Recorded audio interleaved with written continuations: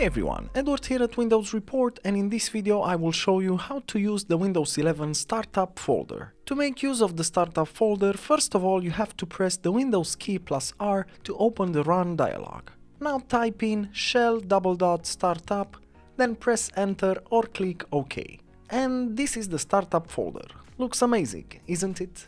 Okay, now right click on your desktop and choose New and then select Shortcut from the menu. In here, click the Browse button, so simply find and select the desired application. Once selected, click Next to proceed.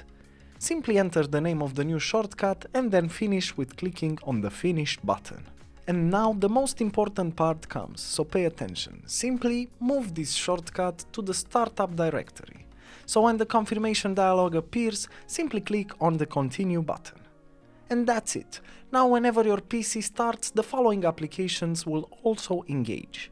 But if for some reason you decide to disable these applications you just set up for the startup, simply right-click the Windows button, then select Task Manager.